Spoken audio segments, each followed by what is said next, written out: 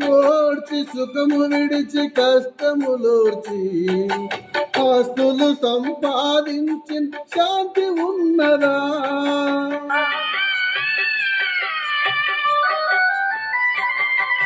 చెమటోడ్చి సుఖము విడిచి కష్టములోర్చి ఆస్తులు సంపాదించి శాంతి ఉన్నదా? నీ రాత్రే దేవుడు నీ ప్రాణమడిగితే, ఈ రాత్రే దేవుడు నీ ప్రాణమడిగితే సంపాదన ఎవరిదగు యోచించుతివా?